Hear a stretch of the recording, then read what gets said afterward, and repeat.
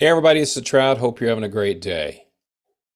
I've performed with a lot of different bands over my career in music. And the one person that's essential to keeping the band tight and the glue that keeps it all together is the drummer. Without a good drummer, well, you start with a drummer and you end with a drummer. Band's not going anywhere, whether you're performing live or doing it in studio. And recently I had a chance to interview a wonderful drummer out of Leeds, England. His name is Joe Montague. Joe has a degree in music from Leeds College, and he's performed across the UK and Europe in the theater performance of Beatlemania. And Joe has one person that he looks up to a lot as a drummer, and that's Ringo Starr.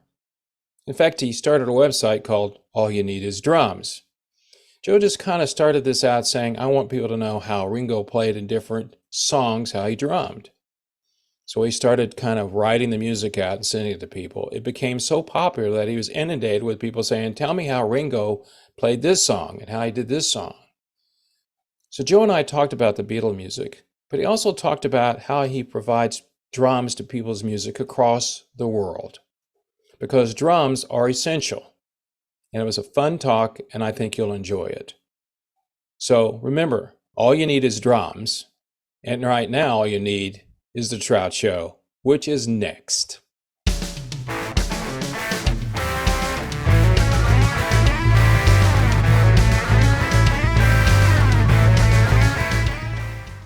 How old were you when you said, did you start with drums or did you start with something else? I started on piano, and then I was bought. So I started piano when I was 6, and then I had a drum set. I asked for a drum set when I was 6, and I didn't get one until I was 8. I think my parents were hoping that I'd forget that I wanted one. And then I actually started on clarinet after that. Oh, So I wow. didn't have formal drum lessons until I was 12. So I was playing clarinet and piano until I think I stopped clarinet when I was about 12, and I started formal drum lessons at that point. Um, yeah, and now I was playing in kind of local um, brass bands and orchestras, doing bits of sort of tuned percussion and all that kind of stuff too. Playing. My dad was into hair metal when I was growing up, Aerosmith and all that kind of thing. Air So that's metal. yeah, Yeah. that's what I was into. So I was playing in punk bands and uh, Yeah. stuff that late 90s and early 2000s things that kids were into. And then I started to get into jazz, and jazz was I think my technique on the drums, just I gravitated towards jazz essentially. So there's so many different types. What was your type of jazz that you Uh, liked? just sort of bebop and cool jazz, West Coast, was what Okay. I was kind of into. My I've always been interested in simple playing. So my sort of drumming heroes were Ringo, obviously, Steve Gadd, Steve Steve, plays with, yeah, still playing with Clapton. Yeah. absolutely, and Steve Jordan, and guys like that who didn't. I was never into flashy things because I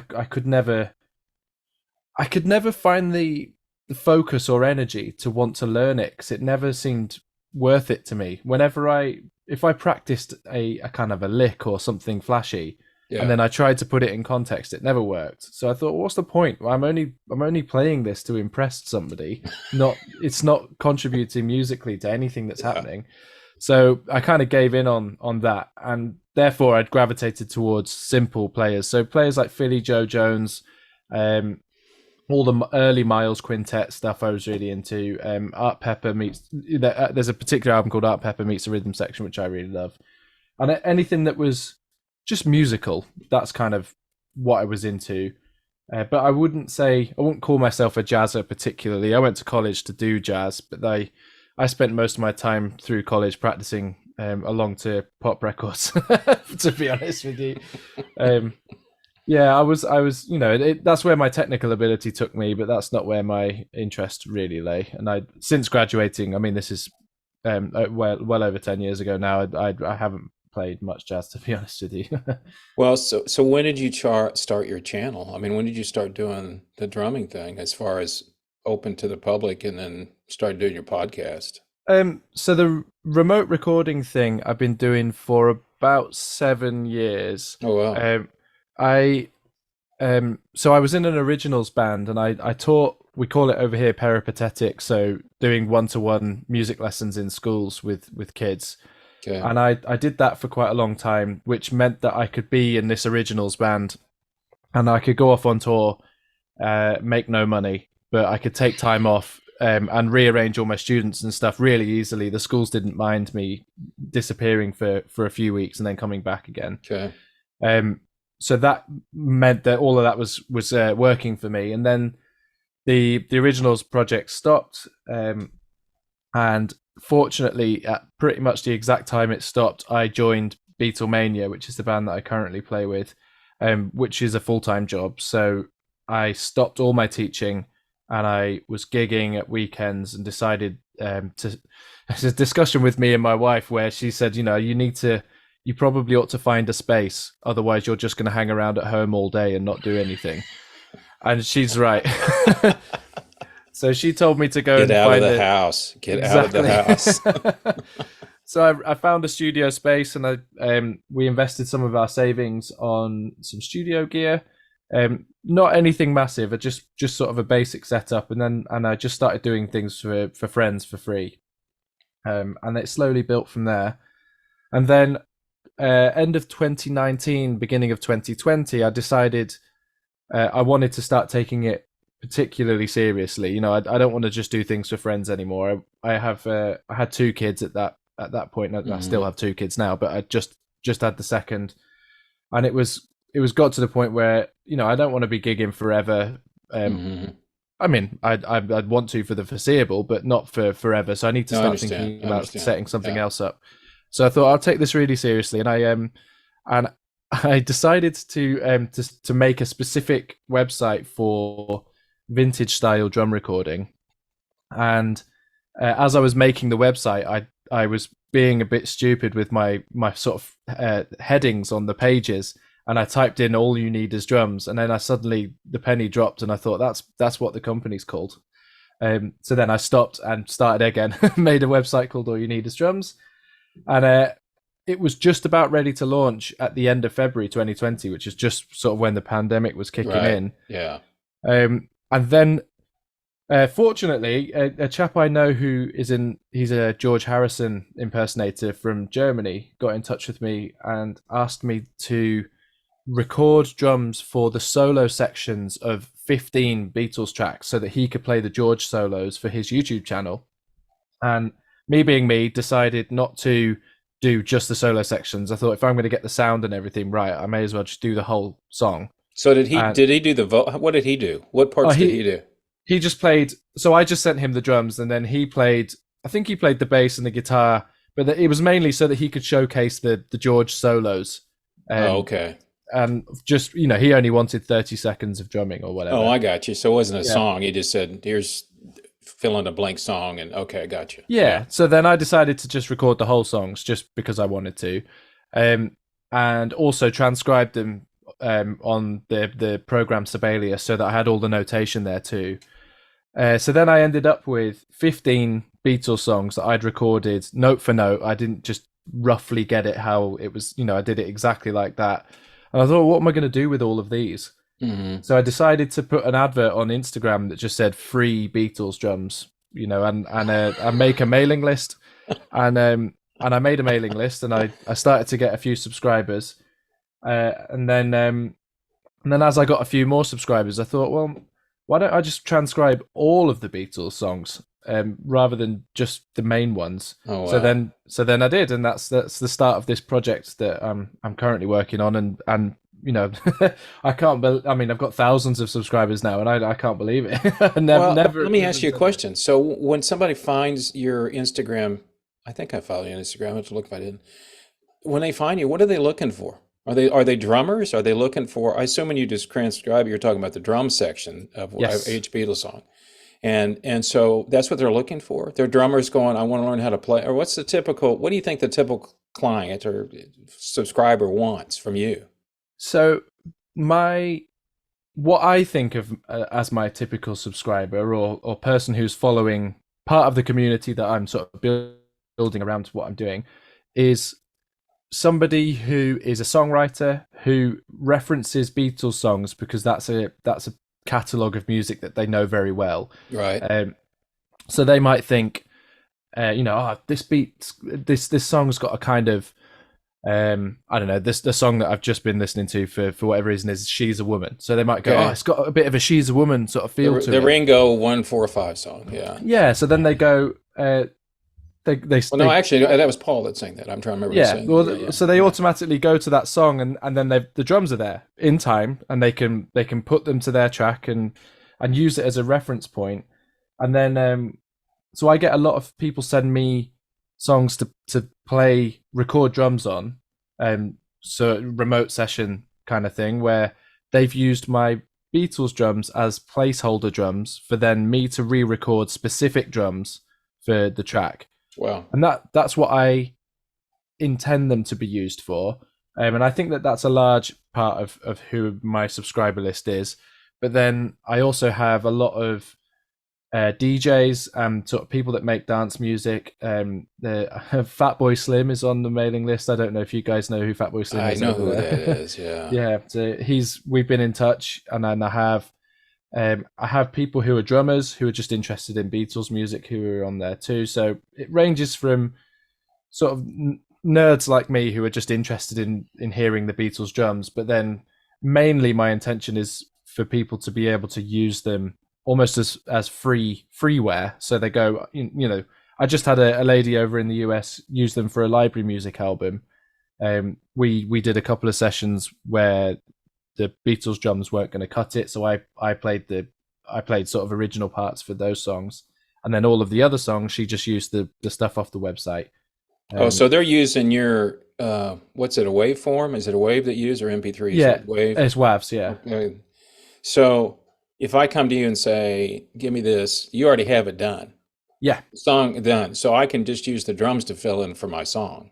yeah. And they're just on the website free on Dropbox for anybody to download. And I want a really important part of this is I don't own these drum parts. They're Ringo's parts, and it's my Well, you own what interpretation of. you do, but they're actually a copy of what Ringo did. Yeah, of Right. course, and I, the way that I make my sort of living from it is by doing specific drum parts for people, where they want a, just playing on people's songs essentially. But then, for instance, this lady, she made a donation through the website for it, so I'm kind of I want them to be free and accessible for songwriters who perhaps can't afford to get a session musician in.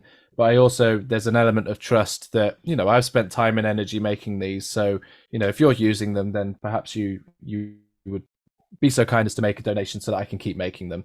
But that, the free part of it, the fact that they're all there for free and it's just a reference library of Beatles songs is really important to me.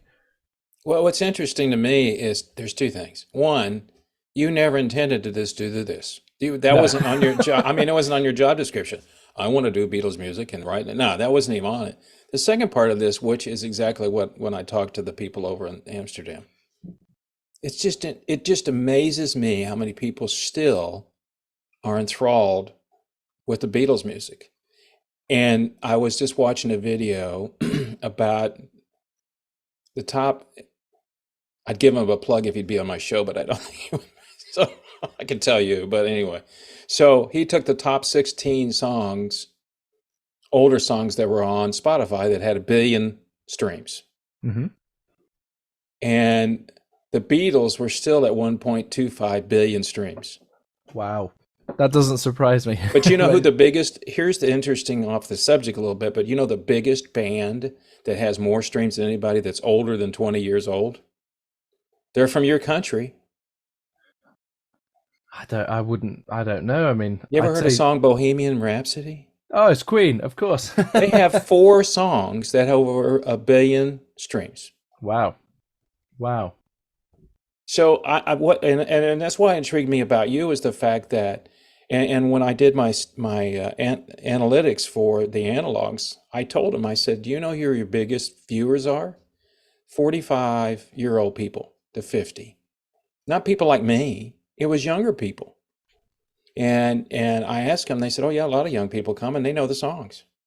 So Yeah, I yeah. think the thing about it is, and we talked about this was because it's been over 50 years ago. I mean, when you think about it, I just saw the other day, and I had the privilege. I'm that old to see Jimi Hendrix play. Well, Wow. his 52nd death notice was 2 days ago, 3 days ago. He died on Mm. the 18th of September.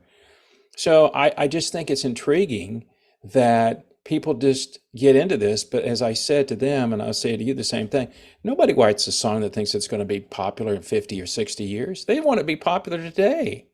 Yeah. I mean, I even mentioned Glenn Miller. I said, do you think Glenn Miller in World War II wrote a song that people would be playing 80 years later? No. And if you want to go back further, Beethoven, Mozart, come on, people. I mean, it's just amazing. So I'm really intrigued by the fact that the Beatles, they're still popular and people still kind of finding them. And you as an engineer in a recording studio, if you listen to the stuff, it's good, but the recordings are not very good because they didn't have the equipment. I mean, they're good for the time, but the way they did the stereo mixing was like all the drums are on one side, the guitars, it wasn't like we do now when they spread them all out because they didn't have the capability of it. So when you do the drumming, I would assume you could almost like turn the one channel off and just hear Ringo on one side. Yeah, often that is the case. I'll sit with my headphones on one side like that and do it. I mean, but that's what I like about it as well. I mentioned before about gravitating towards simplistic drumming. I mean, Ringo's drumming is simplistic at times, but there is some pretty complex parts Yeah, at times too. right. That's exactly the same for the engineering side of this record. Of the all of the records. Yeah, It doesn't surprise me that I've given what I know about myself that's the music I'm into. It's the way that 60s recording was transparent. That's the gear that they've got. That's the it's simple. There's no yeah. massive amount of bells and whistles to No, it. didn't Um, have it. Didn't have it yeah, available. exactly, and that's why I think I gravitate towards that too. It's because of the simplicity of it and the fact that I can then go, I can do that. I can record high quality instruments into a nice microphone, into a nice, and nowadays it's into a nice preamp but it's I can do that. I can see that. I can see the whole signal chain, and I can understand that. Whereas, I remember growing up in studios in the early 2000s and things, and looking at these massive sort of spaceships and not really understanding any of. Yeah, the desk that had 80,000 channels in it, and you're like, yeah, I know, yeah. Exactly, and then you look at the red desk and you're like, oh, I get that. There's the three EQs that you can use, and and that's kind of it. And it's so simple, and that's what I love about it. Is it is so simple, and it's when you listen to the mixes, you're right. They're not the best, but they sounded good at the time. They were done very quickly, and they felt right. There's something right about them, and I got fed up as a young musician of having arguments in the studio about whether or not something really insignificant was too loud or too quiet or whatever. Oh, And yeah, I kept thinking, I don't think this is important. It sounds right to me. yeah. And that, when I was young and not as confident in myself at that time, I used to question, like, do I care as much as the other people in the band? Am I just being lazy? But it's not the case. It's just No, that just didn't feel important to me. And I love that on some of the Beatles records, there's percussion that is way louder than anything else. A cowbell at the bridge of A Hard Day's Night just donking yeah. away. And it's so loud, but no one went, is that cowbell a bit too loud? They just went, yeah, that sounds great, get it out. And I love It's that. funny because being that you and I both record digitally, that I follow a lot of the trends, and I just I love the business of being able to add plugins to add things for me that I would never be able to. I have the BBC orchestra. I mean, all this stuff that you can do, but I don't get into all this detail when you watch these people on whatever channel, whatever they talk. Oh, I used compression over here, and I used this, and I've limited here. I'm going like, dude, why don't we just play the music? And if it Yeah. sounds good, just sound good. Why are you doing all this side? I'd ask a friend of mine who's an engineer, what side chain compression? Dude, what is all this stuff?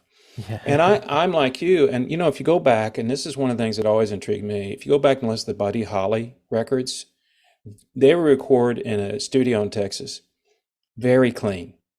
I mean, they are extremely good for the time period they're in because, he had an upright bass guitar. I mean, there wasn't a lot of stuff going on.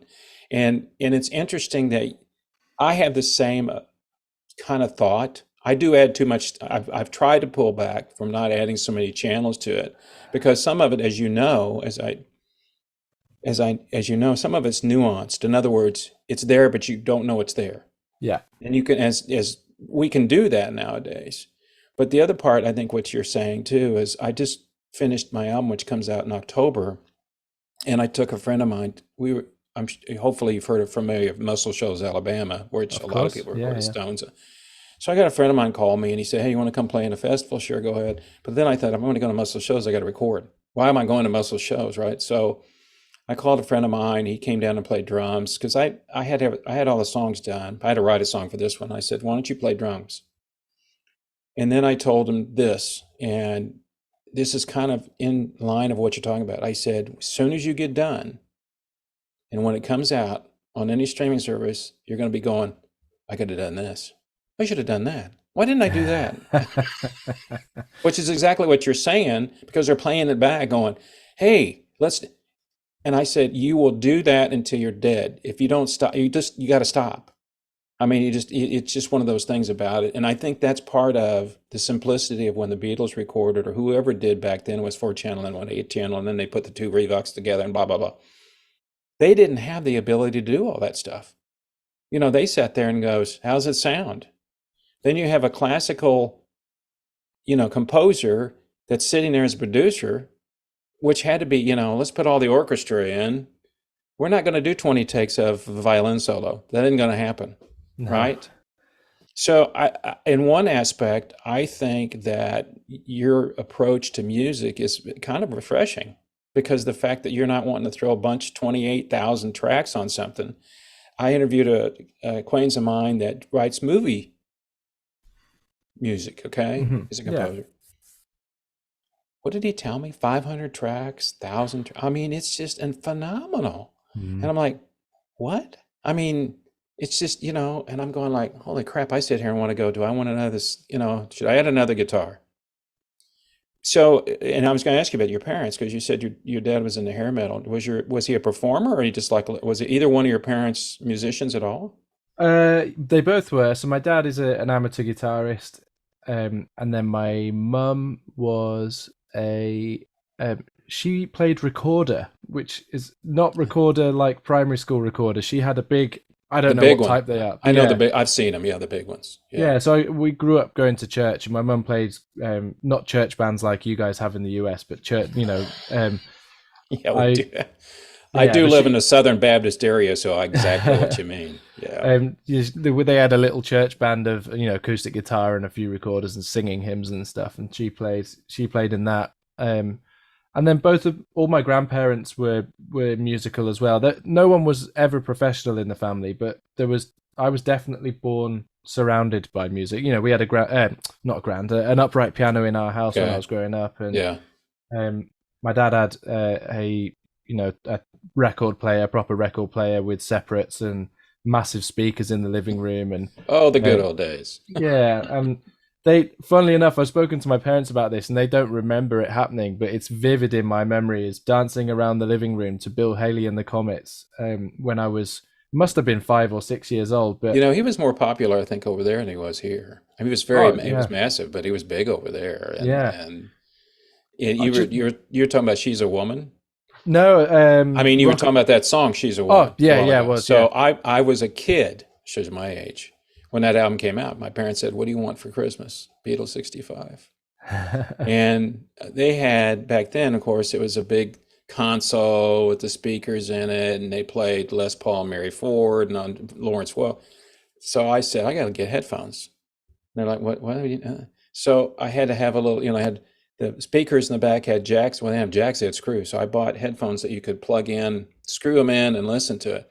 That was one of the first albums I listened to in headphones. It was Beatles 65. Wow. And I just went, wow, this sounds so cool. Yeah. Because I know that album because that's where She's So Fun. I mean, oh my God, I was just thinking of that song. I know all the songs on it. no reply. I mean, all these ones that I'm familiar with that were all 2.5 minutes long. And so your parents, you kind of were surrounded, but a lot of times that doesn't mean anything to the child, or it's the other way around. There's a lot of people I talk to, their parents had no musical background. It's something, I am a firm believer, Joe, that something happens to you when you're born, you're given that gene. I mean, you're given the, here it is, music is your thing. And because everybody I talk to, doesn't matter what country they're in, when did you start? It's always very young.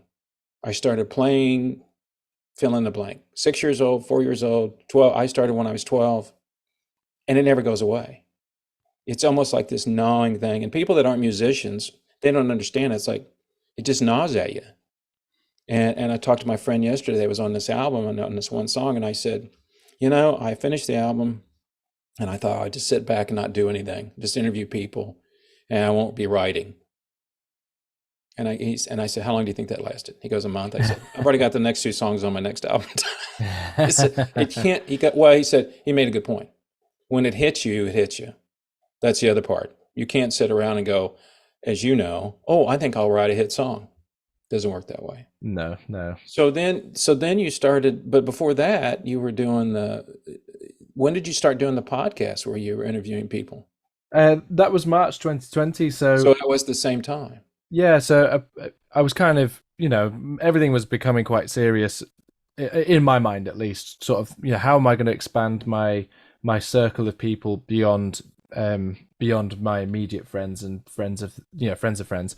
Right. And then when the podcast was on my agenda, but when the pandemic hit, it kind of sped up because I thought, well, everyone's just going to be at home anyway, so Correct. I may as well start this. And then I sent off a few. I made a list of people that I thought would, I kind of had an A list of these are the people that I'd love to speak to. So let's stop right there. What were you going for? What were you when you sat there? I want to do interviews, but what were you going for when you had your A list? I mean, you obviously talk about '60s music a lot, but was that what you were going to hone in on? That's that period of time. Yeah, I essentially Okay. wanted to speak to people who were involved with tape recording and that simple kind of up until 75, the mid to late 70s, before sort of Pro Tools rigs came in and every Yeah. drum machines and stuff. I was interested in everything preceding that. Okay. And I wanted to speak to as many people as I could who were involved in that or had recorded in a way that complemented, that sort of took influence from that style, I suppose. And it didn't necessarily need to be anybody super famous, just people who, I like the underdog. So, maybe just someone who was a tape op or someone who was a runner, or that's kind of who I wanted to speak to. I was interested in the day-to-day mundaneness of pushing play and stop. The logistics, how it was all put together. Yep. Absolutely. I didn't want to know the headline stories of that, then this person came in and it was really cool and then this happened. I want to know, like, when you were physically spooling tape onto the machine, how, to talk to me about all of those nuts and bolts. I wanted to know that kind of stuff. So the people that I was making lists of studios and doing a lot of research as to who was working in the studios, trying to find out whether they were on Facebook or could I search for them on Facebook? Were they still alive? Mm-hmm. Are they? And then you gradually find. Ken Scott was the first person who got back to me, which was a complete dream. It turns out he only lives up the road from me. Now, and you had mentioned it, I saw that. What does Ken work with? Who is he So working Ken worked with the Beatles from kind of the 66 onwards, I think, off the top and of what my was head. his job when he did He started off as a tape op or a second engineer, and then he Oh, wow. became the main engineer on 1 or 2 albums. And then he went on to work with, he co-produced 4 or 5 of David Bowie's albums. Oh, wow. Yeah, and he's had a mammoth career. He's unbelievable. And the fact that he got back to me, we actually have some mutual friends, so that made the email a bit easier. But as soon as I'd got Ken on board, lots of people were interested in coming in after that because he's such a big name in that style of recording. And that's what happened. I mean, that's what it takes. I haven't, well, I've been doing this long enough to know that you have, excuse me, you have to get somebody like that on board. Mhm. And I'm a firm believer if you don't ask, the answer is always no. Yes. So tell me about some of the other people you've interviewed. Oh wow, I have a mixture of kind of guys that did work in the '60s and people who are working now who were influenced, who work in with kind of, I call it like a '60s or analog mentality, a Hmm. kind of, yeah, you know what I mean by that. And but I had Bob Olson, who was the mastering engineer at Motown. He mastered some lots of So I Stevie think I've Wonder. heard his name. Yeah. Yeah. Then I've had David Hood from Muscle Shoals. He was the bass player with the Muscle Shoals. Um, So my friend is friends with him. he's amazing. I mean, all these. I've never talked to him, but my friend, he does tours down there. Mhm. And David, of course, is the only one left. He's the only one Yeah, still alive. the idea that, I mean, he must have done hundreds of interviews, and the higher up you get in the chain of people in the music industry, the nicer they become. And he was so generous with his time. I personally, I was you're really excited to speak to him because I know he's a bass player, not a drummer, and that's who Doesn't you think matter. of. Look where he Yeah, was. just exactly. Just his playing's unbelievable, and I'd seen him play with there's a band called the Water Boys, who are quite big over here, and he'd come over and sessioned with them Hmm. on a few tours. So I'd been to see him play. Yeah, and that was amazing. So I've had him, a guy called Malcolm Toft, who designed Trident mixing consoles and worked at Trident recording That's good. studios. Yeah, and that's New York. Where is Trident Studios at? Trident's in London, In so London. That's right. I've heard of it before yeah, because a lot of famous people recorded there when it was very yeah. popular. The Beatles did. They recorded "Hey Jude" at Oh, Trident, okay. All right. and then yeah, lots of guys like that. So I'm trying to think off the top of my head now. There's a chap called John Kurlander he was one of the younger engineers. So he worked at Abbey Road in '68 and '69, I think, and he was the assistant engineer, I think, on Let It Be. I could be wrong. But then he went on. He mixed the Lord of the Rings trilogy soundtrack, and he's I've won. heard of them. Is Yeah, that kind of a big? and he's mixed loads of video game soundtracks and Right, stuff like that. right. I mean, he's had a really interesting career. But yeah, loads of people like that. There's a chap called Ted Fletcher who he recorded with as a backing vocalist for Joe Meek back in the early '60s and late Hmm. '50s, and then he went on to manufacture and design consoles. So the famous Joe Meek compressor with the green fascia, Yeah, that's his design, and he right. called it Joe Meek because of his association with Joe Meek. And it's now been bought out by a guy called Alan Hyatt. So it's a different thing, and the old ones are the original ones. But then he also had a company called Alice Mixing Desks. They made desks for the local radio boom that was happened in the '70s, and then also Hmm. lots of theatre shows, like West End shows, that kind of stuff. Right.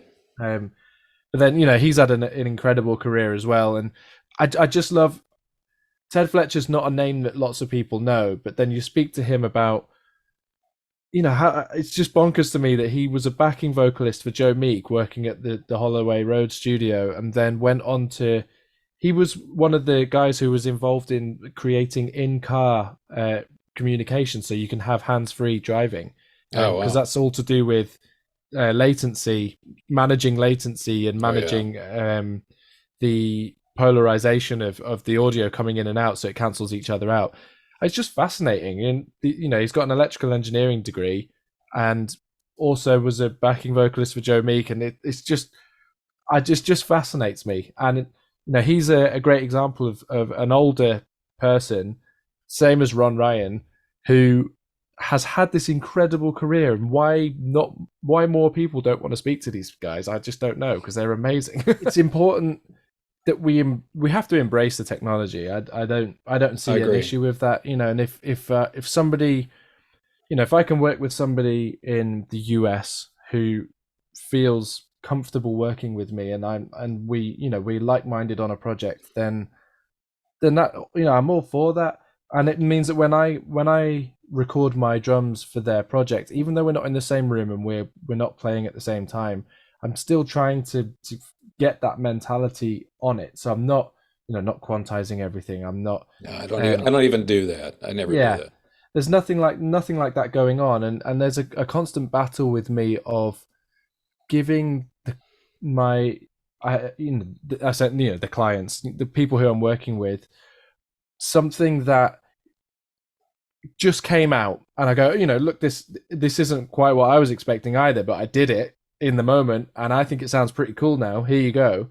And then that the conversation being open enough for them to respond and go, okay, well, yeah, I actually really like that. It wasn't what I was expecting either, but let's go Mm-mm. with it. And that to me brings that mentality to it.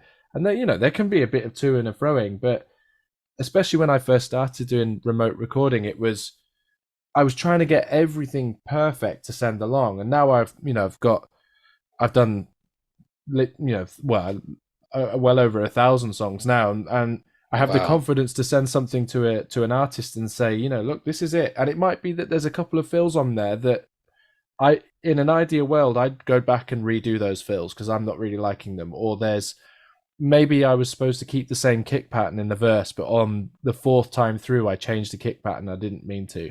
I'll keep it on there. And if they come back and point it out and say, I mean, more often than not, I'll bring it up in the email that I send them just to say, look, this happened and I've left it there on purpose. Right. And please let me know. Let me know if you want me to sort it, and of course I will. But I think the beauty is in those imperfections, so let's keep them in if we can, please. Um, it's finding that balance of keeping it creative and surprising, but also there's got to be some practicality of it, because of the distance and all that kind of stuff. So Yeah, but here's the thing about it, and this is why. And I told my friend this. I sent him the song that I had put the drums on, right? And he says to me, What do you want me to do?" And I said, "That's your job." yeah, I mean, I said, "I don't. If I want, if I didn't want, if, why do I need you? If I wanted to tell you what I need, I can do yeah, that in my studio." So when I get this, and he's not, he's just an amateur drummer, but I wanted to give him an opportunity. He's a good friend of mine, and I just think it's cool that he can go and tell friends, "Here's a song I played drums on. Where is it? Spotify, iTunes." I mean, how cool is that? I mean, to yeah, yeah. me, and he's like, "I can't believe I got to do." And so we get to the studio, and the engineer goes, he's also a phenomenal songwriter. He's written songs for so many people and a producer.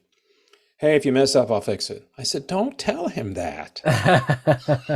I said, "I want a raw take of him playing." Mhm. So when I got to his house the night before, and then we drove down to Muscle Shoals, he said, "Here's what I want to do." And I said, "Works for me. You don't want to change anything?" "Nope." So what do you have planned now? I mean, you continue, are you still performing? Are you still doing the Beatlemania thing or what? Yeah, I And tell me thought, about that. What kind of show do you guys put on? When it's it's just a full on theatre show. So we do four eras of the Beatles. It's basically like the Fab Four that you've got over in the US. okay. In fact, one of the guys that works with us plays with the Fab Four fairly regularly. But yeah, we do theatres in the UK and tell the story of the Beatles. We dress up and do all of the jazz. um, so yeah, I actually slowed up post pandemic, and started to focus on the studio a bit more. But then uh, my wife decided to leave work, so I'm back gigging full time now and doing the studio too. So kind How of old are your kids? uh, How old are your children? 3 and approaching 6, Ah, so they're you're very young. young. You're youngins. Yeah. Yeah. So just sort of juggling both things at once at the moment, which is not the easiest because I've got this project I've got with the Beatles stuff. I want to get the whole lot sorted, the whole lot re-recorded, and then I'm writing a book currently with all of those transcriptions in and a bit of an analysis of Ringo's playing across the eras. It's going to be two books, in fact, up to Revolver in '66, and then Revolver sort of peppers onwards from '67. Um, so I want to try and get all of that done, but juggling that and earning a living is kind of tough. But So it's let me fun. ask you a question. If Ringo came in the room right now, what would you ask him? If you Oh got my sit down, Ringo goodness! said, "Oh, Ringo's going to have lunch with you today." What Wow. would I you? What mean, would? I mean, think that about would that. yeah, that would be the dream interview. Obviously, I've thought I haven't thought about specifically what I'd ask him, but I've thought about that scenario. Um, I what I would ask him is how he what was his thought process from the start of Paul or John or George bringing a song into the room Hmm. and them playing it and then forming, so they start playing whatever this thing is, then he joins in, and then that starts to form a song Right. as it's either they've brought in a fully formed song that they're trying to pad out, or whether it's just the germination of an idea that they're then trying to flesh out. I'd ask him, what is he listening for, and what's he thinking or not thinking, um, as that process unfolds, and who's he taking direction. Is he listening to direction? I know already that there's no ego in what he's doing. So how is he, Hmm. when somebody brings up oh, can you just do this? How does he feel about that? And I'm talking very specifically about that era, or I know he's played sessions on lots of the solo material and He's other on tour things. right now in America, I think, Yeah, with I've his seen some all-star band. videos. So I'd love to just chat to him about those times and those particular situations, and sort of what's just prompt him to open up about how those situations felt. I, as a drummer, have been in those same situations where Yeah. you're in a room full of quite strong-minded songwriters, and you've got to try and do your thing. Yeah. And when I was younger, I wasn't quite so egoless as he was, and I struggled with it, and I've had to learn the process of kind of, they're not attacking you as an individual. They just want the song to be right. And whereas he seemed to, whether that, I'm sure that he was only young when it was Oh all yeah, going on. he was the oldest one, but he's still in his 20s. Yeah. Yeah, so I think presumably he was, he's sort of walked out a couple of times, and that will have been because, in maybe he wasn't argumentative, but he will have been wrestling with that mental side of things when he was getting told what to play or what not to play. And yeah, and I just love to chat sort of drummer to drummer about those situations and how he feels about it all. And I'm sure he'll be quite stoic about it, to be honest. Well, and but and I think there's so much you and I are alike because if I got to meet um, Pete Townsend, I would get more into what were your thoughts? How come you did this? Not the song, not go over, oh my God, what a great song. I mean, I'm not going to do that because that'll immediately turn him off. But it's like, okay, so when you were doing Won't Get Fooled Again, and you got that, were you playing at a high watt? Where did you think this was going to go? I mean, I'm more into that. And I'm a Texas boy, so Billy Gibbons is very famous, obviously, here in Texas. He's a Texas guy. He's going to be playing right up the road from me, but I don't know him. But I'd go up to him and say, that's what I'd ask him. I wouldn't ask him about why did you write that? How did you? I'm more into that side of it. You know, when you decided to put this effect on there, what were you thinking? Did you mm, just throw it on there? I mean, it's like, I mean, you and I probably do the same thing. Of course, I'm a guitar player, but it's kind of like you're not going to put in pedal boards or anything like that. But still, you're like, do I put something in here? And then you engineer stuff. So mm. I'm more into the logistic side.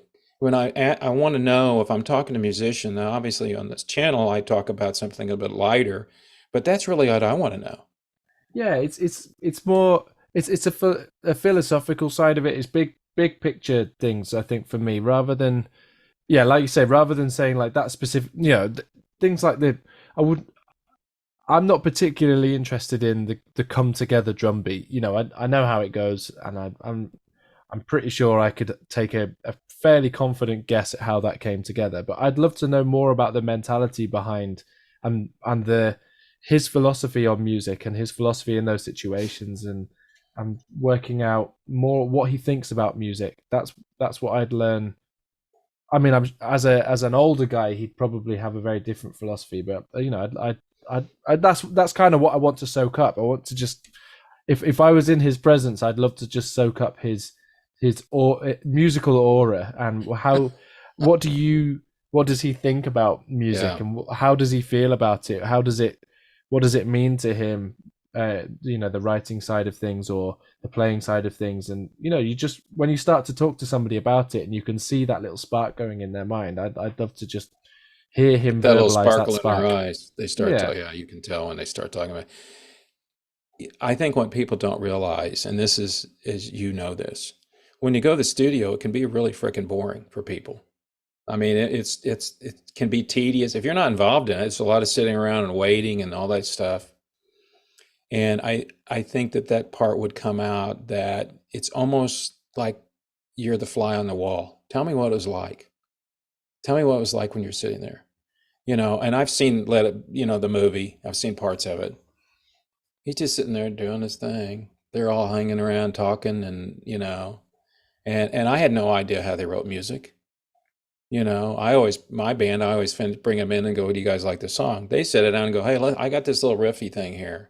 That's amazing to me because I can't collaborate with people like that. It does that. My yeah, brain doesn't work that way. But that's the mentality of what you're doing. Tell me what it was like. What you were more of the how not what was it like? I mean, what was it yeah. really like to sit in there? I mean, when you're talking to David Hood, well, I mean, to them, people like the session guys, that's a business to them. Yeah, I and mean, that's the I surprising thing about it. When you do speak to them, I like that. I like to know.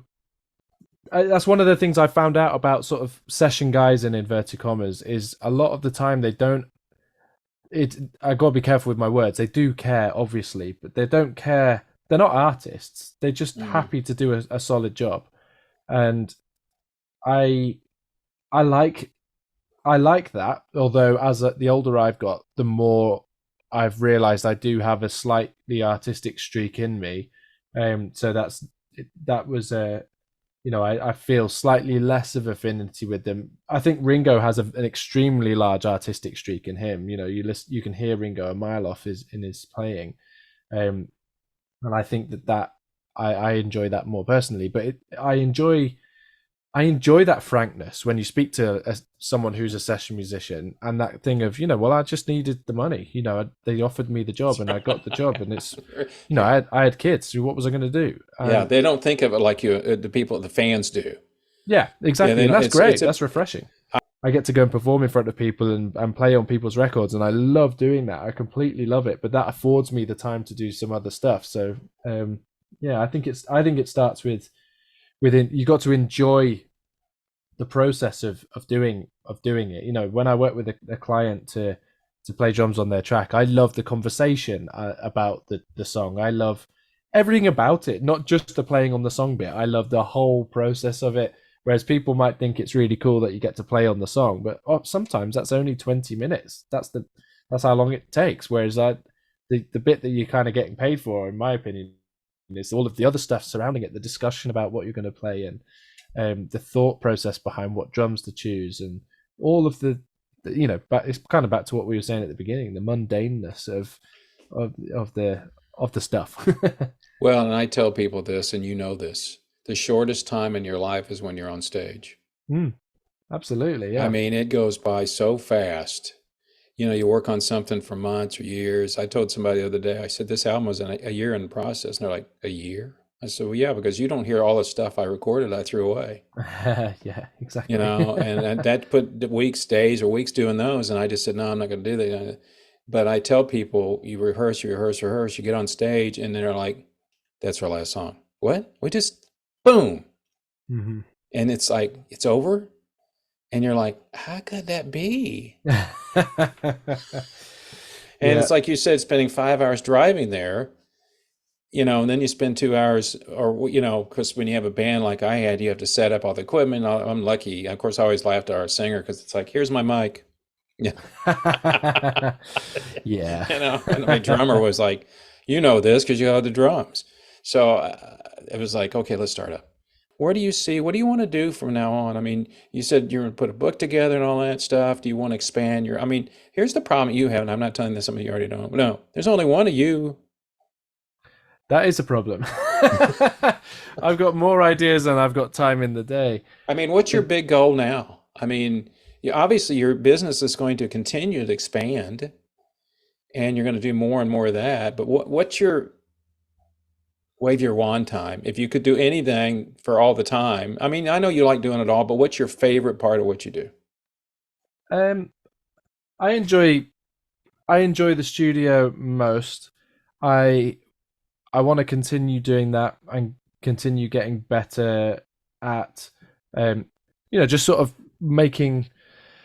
getting better at doing the session stuff. I'm always learning more and more about, refining the processes and buying better gear and, working with people who, more interesting people. I've done a session this week for somebody in New Zealand that I've never worked with anyone in New Zealand before, and that's been pretty cool. Um, and I'm meeting more and more people, so I want to continue doing that. I'd like to. I haven't done any original project touring for a lot of years because I've been working with this theatre show, and that's something I'd be interested in doing. It may happen as a result of some of the recording contacts that I've got, Hmm. but it's got to be exact. The trouble I've got is now that obviously got a mortgage and children and a wife and stuff, that there's has to be very specific circumstances in which I'll tour, and if the circumstances aren't right, then I won't do it. Yeah, I understand Um, that. so I'm quite happy waiting for the right opportunity to present itself, but that's something I'd like to. I'm open minded about doing touring, a heavier touring schedule than I'm currently doing at some stage. But to be honest, I'm really enjoying just carrying on with the studio stuff. I'd like to make more albums. I'm almost sure, Joe, that there'll be a song coming your way sometime soon. It would be a pleasure. I'd love to First, work with first off, you got to listen to what I did first. Then, if you don't, you. no, it's okay, Rick. You don't need to send me anything. No, I'd love to. Yeah, send it over. I'd really like to hear it. All right. Have a good evening, my friend. It's good Cool. talking to you. Likewise. Thank you All so right. much, Rick. Cheers. Take care of yourself. All right. Bye bye. Bye bye.